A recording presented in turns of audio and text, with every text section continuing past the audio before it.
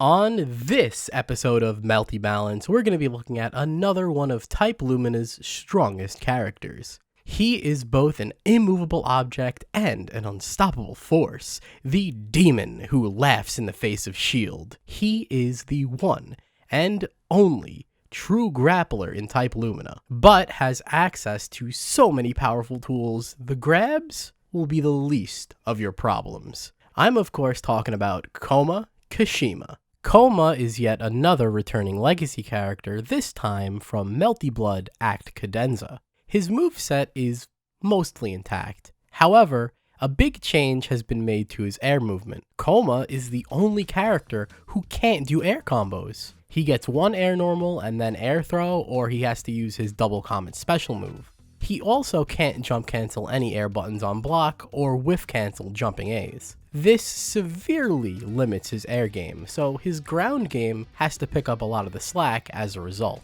Kouma's movement is slower than most characters. Pair that with his gimped air game and he's got quite the disadvantage in neutral. These two factors are Kouma's greatest weaknesses. On the other hand, he has the highest health in the game at an astronomical 12,300 HP. So, you've got a lot of room to take risks or make mistakes. Armor plays a big part in Kouma's moveset. Armor isn't exclusive to Kouma, but he is the character with the most armored moves and definitely the one who gets the most out of the mechanic. When using a move with armor, you power through whatever you got hit by, but you still take damage and hit stun from said attack. Armor can only be broken by throws, EX moves, shield counters, heat, and unblockable attacks like Shiki's charged 5C. Outside of that, you're an unstoppable machine. Unless you run out of health. Then it's curtains. Kouma's ground normals are a force to be reckoned with.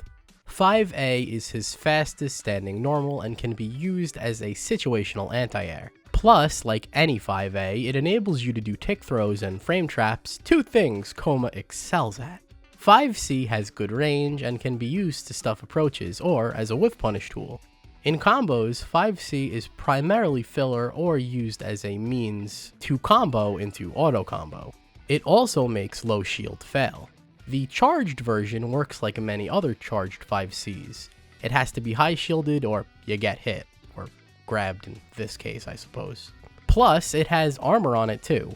It's not something you pull out all the time, but it serves as a good last surprise to close out the round. It can be argued that 2B is the best anti-air in the game. It's super fast and hits at the perfect angle for intercepting aerial foes. Thanks to its angled hitbox, it's not half bad against approaching ground opponents either. All around, a fantastic button. The same can be said about his sweep on 2C. It's far-reaching and it is one of the highest damage combo starters he has.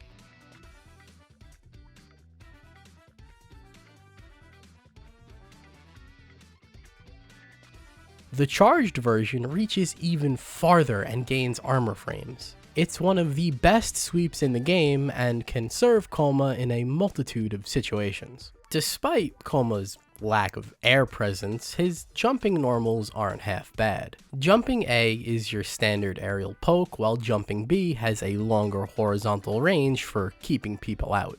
Although not being able to whiff cancel his jumping A hurts him a lot and makes his air game more committal than the rest of the cast. Jumping C is the go-to jump in, having a nice downward angled hitbox. Charged jumping C gets a substantially larger hitbox and armor frames. On hit, it ground bounces, making it a core part of many combo routes, and it's another high damage combo starter.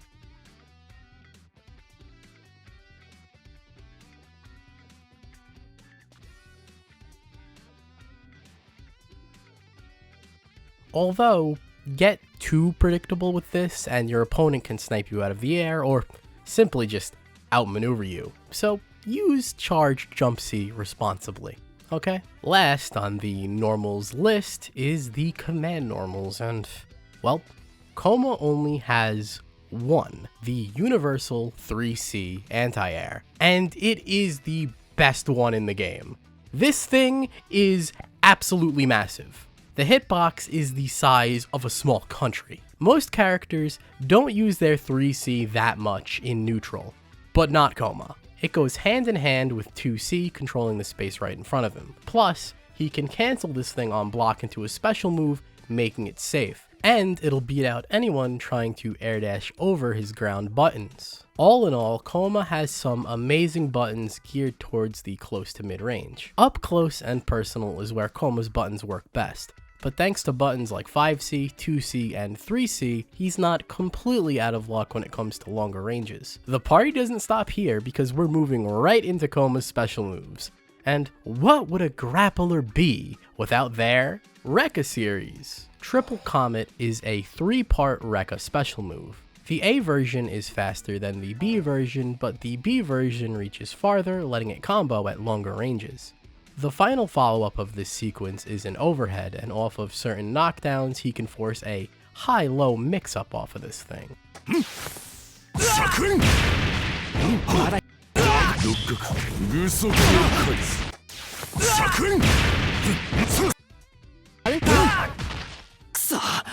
Holding 4 during the 2 follow-ups will have Kouma perform a slightly different attack that covers less distance while keeping the opponent closer than the regular version. Triple Comet is one of the pillars of Kouma's combo game and is by far his most important special move in combos. Knowing when to use the A version, the B version, the alternate follow-ups, or when to delay your Rekka is essential, as each version has its own place in Kouma's combo routing. In neutral, he can use it as a poke or to keep certain unsafe normals safe, like 3C. On block, Kouma can run your standard Rekka pressure, but be sure to cancel that last hit into something because it is super punishable. The B version of the Rekka can be charged to perform a single armored palm strike that wall bounces in the corner. This is yet another high damage combo starter and poke. Thanks to the armor, it's a good anti-mash tool, although a bit slow because of the charge time. The EX version is a simple multi-hit attack with armor, helpful when you want to spend all your meter or brute force your way through the neutral. This move isn't safe, but it pushes Kouma so far away, a punish can be really difficult sometimes. The moon skill version is more of the same. The second hit ground bounces for combos. The moon skill really gets Kouma moving, and it's one of his better mid-ranged options, especially in Moondrive when it gets clash frames. Learning the ins and outs of Triple Comet is essential for success, and it'll be your best friend in combos. Alrighty, now with the Rekka out of the way, what would a grappler be without their invincible reversal? That's right. Kouma's got one, and it is 100% meterless. The A version has no invincibility, although it's still an okay anti-air. The B version is fully invincible, and so is the EX version, but it's 4 frames, making it the bane of mistimed safe jumps and whack mix-ups. The A and B versions have an additional follow-up that brings the opponent back down to earth with a downward kick. This can net you a nice combo or an extension if done low enough to the ground. The moon skill version is a fast, safe anti-air that can be jump cancelled on whiff or block. You can convert off of this thing really easy with a charged jump C, or use the moon skill version of air double comet. The air version of double comet is Kouma's only other air option besides air throw. The A and B versions don't see much use, as they are simply outclassed by the EX and moon skill variants. If done low enough to the ground, the EX version can be made plus on block. This is the special you want to cancel the end of the Rekka into because at worst, it makes it safe, and at best, it makes it plus on block. The moon skill version is Kouma's air combo lifeline as he dive kicks downward, bringing the opponent with him, allowing him to convert into a ground combo. Double Comet, like any good invincible reversal, is a core part of Kouma's defensive game that also rounds out his subpar air game and grants him plus frames to get his game plan started. Sure, it's a little strange to give a grappler a move like this, but honestly, what would a grappler be without an armored anti-air? Godly Armor is by far Kouma's most unique special move.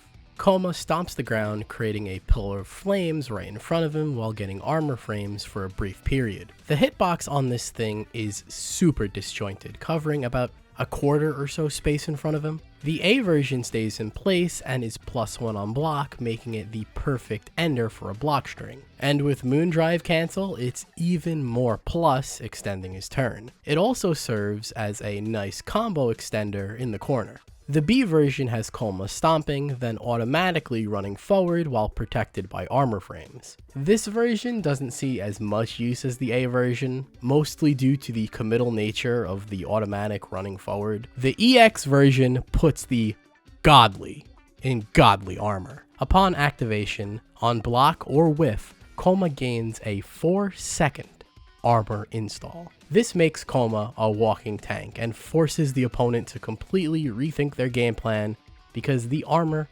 plows through almost anything. EX Godly Armor is primarily used after a hard knockdown to limit his opponent's options.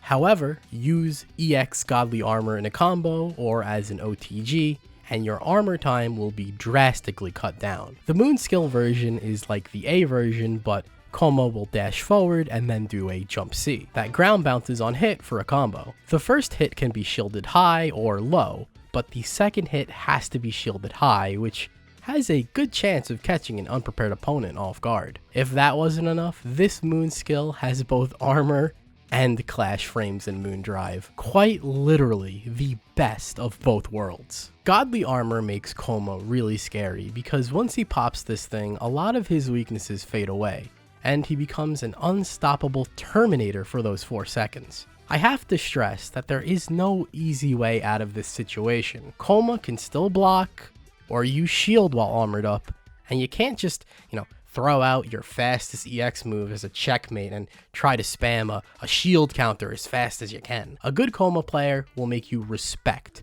the Godly Armor. Let's not forget that this is another anti-air Kouma has to choose from his kit already filled with a variety of great anti-air options. This special move lives up to its namesake. All of Kouma's specials are exemplary in what they do. Triple Comet is combo glue and a pressure tool. Double Comet is an invincible reversal, anti-air, and pressure extension. And Godly Armor serves as yet another anti-air and pressure tool that flips the matchup in Kouma's favor. But all of these specials are nothing compared to this next one. It is the special move in Kouma's moveset. Because what would a grappler be without their... He's heating up!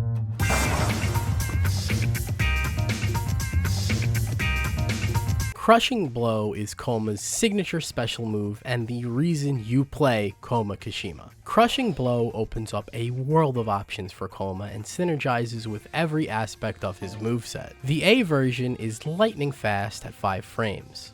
The damage is less than a normal throw, but that simply does not matter because Kouma gets 65 frames to play with afterwards. That is more than enough time to throw your opponent in any vortex of your choosing. Unlike most grapplers in fighting games, Kouma can combo into Crushing Blow, making it one of his best meterless enders in the game. If you're thinking, wow Dr.Zuul, what this thing needs is some armor frames. Well, the B version has you covered, my friend. It's much slower at 20 frames, but it has more range and, of course, said armor frames. Using this against opponents that love to mash or, just like not getting grabbed, will drive them to the brink of insanity. Both grabs have 2 follow-ups. The first is done by pressing 4 and a button during the grab animation. Kouma chucks his opponent behind him. It wall bounces if near the corner, and if you're close enough, you can continue your combo. The follow-up also pairs itself well with Triple Comet, as Kouma has a habit of crossing his opponent up on the last hit of the Rekka series. Thanks to this grab follow-up, he doesn't need to worry about losing the space he's already fought for. The second follow-up is a metered extension that adds some extra damage and catapults the opponent to the other side of the world. This extension is a great round closer when you need to squeeze out those last bits of health from your opponent. Plus, you can always Moondrive cancel just to make sure that they don't see the end of this round alive. The EX version has no armor. Instead, it's fully invincible. The trade-off is that it's only 14 frames, it can't be cancelled without Moondrive, and you get less plus frames at 55 post-throw. Other than that, this is as amazing as it sounds. This happens to be Kouma's best metered combo ender, adding a truckload of damage onto the end of any combo. Thanks to the invincibility, it can threaten gaps in your opponent's offense too. The moon skill version of Crushing Blow is a running grab. Like all the other versions, this move can be comboed into, and might be the only moon skill in the game that can't be shielded, which is crazy to think about. This move is a jump scare because, like any good run grab, it always gets you when you least expect it. Kouma's whole kit synergizes with Crushing Blow. He can combo into the EX version after Rekka, activate EX Godly Armor during the generous hard knockdown, and threaten opponents with Command Grab after plus on block air double comets. As the one and only true Command Grab special in Type Lumina, Crushing Blow does not disappoint. It's everything you'd want in a grab special. You've got speed, anti-mashing, invincibility, combo ability, repositioning options, endless Okizeme, mind games, and sweet damage. However, Kouma's got one last grab in store for us, and it is his most powerful. Unicorn Flame Waltz is an arc drive command grab that counters blocking, shield, and gaps in pressure. Deja vu, huh? When Kouma has 3 bars, his opponent has to be vigilant of this super because it's frame 0 up close, meaning if Kouma's opponent wasn't doing something that was throw invul at the time, like jumping, the grab is guaranteed. This really throws a wrench into safe jump setups and requires the opponent to be playing perfectly or be a little extra cautious. Adding this super to the end of your combos will have the damage shoot through the roof. Oh, and did I mention he gets more than enough time to run Oki just like his other grabs? They get no time to rest. It's right back into the fire for Kouma's opponent. Unicorn Flame Waltz is the cherry on top of Kouma's moveset. It's an ever-present threat and can turn the tables in an instant. A fitting arc drive for Type Lumina's one and only Godly Grappler. With all of his key tools covered, let's see them in action in a real match. For this episode's match analysis, we have EVO 2024 Grand Finals, Scrot Vermilion versus Coin. Scrot is playing Kouma, and Coin is playing Vlav.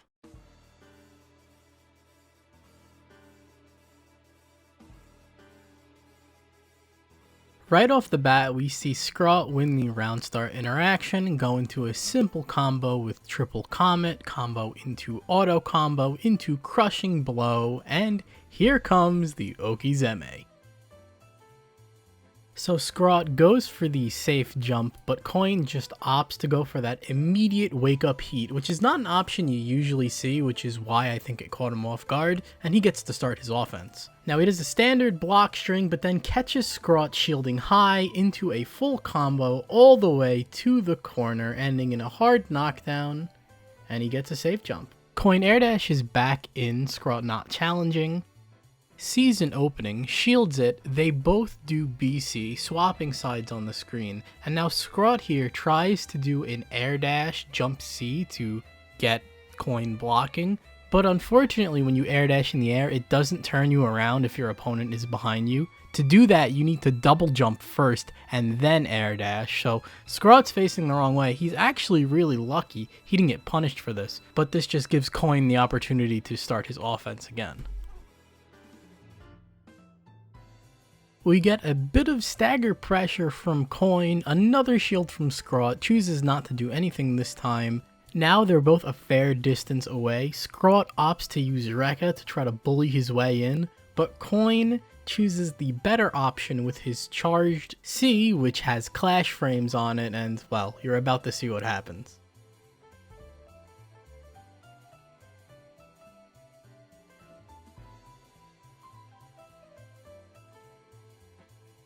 Unfortunately for Coin, he drops the combo, and Scrot is finally able to get that jump C. Coin is caught blocking low, and Scrot goes into another combo with Rekka, and this time ends it in godly armor.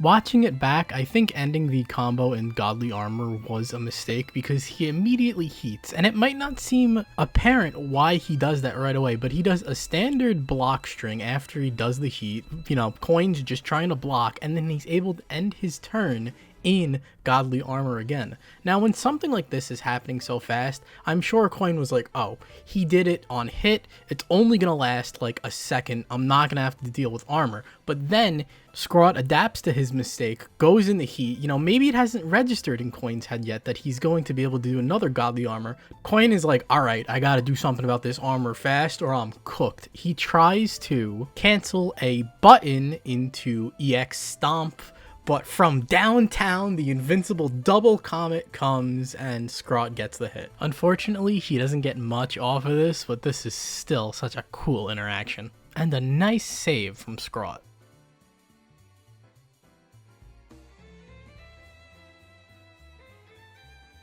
Coin techs out of the corner, leaving him and Scrot face to face, but Scrot's buttons are just faster than Coin's. He gets a combo into command grab that's gonna decide the round. Scrot does an empty low and he takes the round.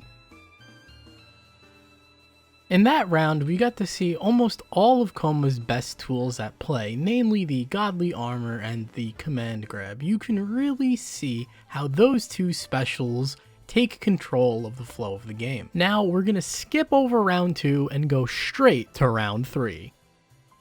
So we see a bit of neutral, but Scrot is able to get the anti-air into a much more advanced combo with double Comet, triple Comet, Godly Armor, ending in command grab.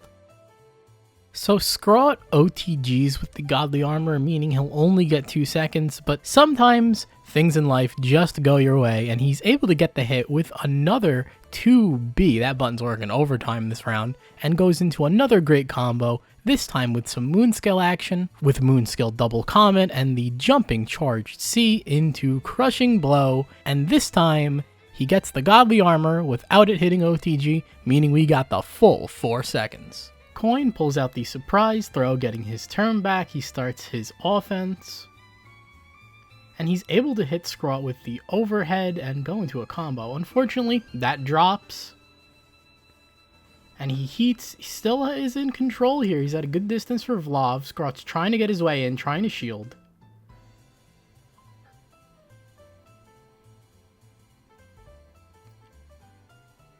And he gets the air unblockable. That's exactly what he was going for, and he's about to win this game. But he doesn't have any meter. Now this is Scrot's perfect chance to retaliate. He gets the hit, only gets a hard knockdown, activates Moondrive. They're scrambling here, fellas. Gets the Moon skill. Here comes the combo. This is going to win the game, right? He only opts to go for a Crushing Blow, saving all of his meter for the next mix-up. Ladies and gentlemen, what's it going to be? Is it going to be high or is it going to be low for the Evo win? He goes high, lands the combo, and wins Evo through his masterful piloting of Kouma Kishima. In this round, we got to see some more advanced combos, we got to see how good of a button 2B really is, and we got to see Kouma playing a little bit more patiently against a zoner like Vlav, because, you know, you can't just like run in like that. When you're dealing with someone with a lot of projectiles like that, Kouma's at the disadvantage, but Scrot plays it great and takes home the Evo trophy. So where does Kouma fit in the meta of Type Lumina? I would consider Kouma to be at the end of top tier, but I have seen other people place him in the front of high tier. Why is that? Well, it can't be denied that Kouma's tools are fantastic, especially Crushing Blow and Godly Armor. But while thinking it over and comparing him to other top tiers, I think I kinda get why there's a bit of a discrepancy. Kouma can't control space as well as the other top tiers. For example, Roa can always threaten with Timeless Thunder Needle, and Aoko can just place down orbs. Kouma, on the other hand, has to fight his way in with his limited movement and air game. He also has to play a little bit more defensively than the other top tiers due to his restrictions. He could always try to brute force his way in, and he has the tools to do that, but other top tiers really don't need to take that risk. Godly Armor helps alleviate this, and he's super threatening while armored up, but to get to that point, he has to score a knockdown or gamble on a 0 on block interaction. Once he gets his game plan going, Kouma is like a wrecking ball going through a house made out of popsicle sticks, and it can be really hard to get out of, but not impossible. When it comes down to it, I think in terms of getting their game plan started, the other top tiers just have an easier time than Kouma. However, being the only grappler comes with a lot of perks, and having a tool that negates such a universal mechanic like shield is one of the many reasons why he's so good. Another is his ease of use. Since his combo game lives on the ground, his combos are straightforward, and in a high-stress setting like a tournament, you don't want to be worrying about dropping your game-winning combo. I think Kouma is an outlier when it comes to the top tiers, because he really does play a different game with the restrictions placed on him. You know, I really wish there was at least one more grappler in Type Lumina so I had someone else to compare Kouma to, but that's not the case. But who knows? Maybe one day. I also could just be overthinking this and looking too deep into things. I could be completely wrong, but that's the fun in discussing these things. To go off on a bit of a tangent, I have to give credit to the people who wrote the Kouma Type Lumina page on the Mizumi wiki. It is probably the best one that I've seen. Now, I always use this wiki when I'm making these videos. It has frame data, it has strategy, it has setups.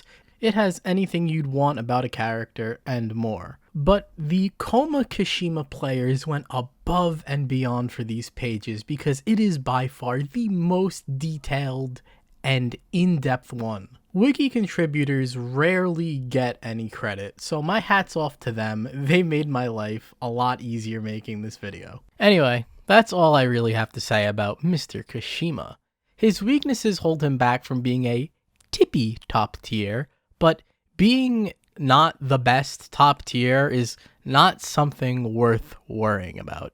Anyway, how do you feel about him? If you play him or hate him, I'd love to hear your opinion. And what character would you like to see in the next episode of Melty Balance? And remember, everyone in Type Lumina is viable and can win as long as you put that time in. Thanks for watching. Bye for now.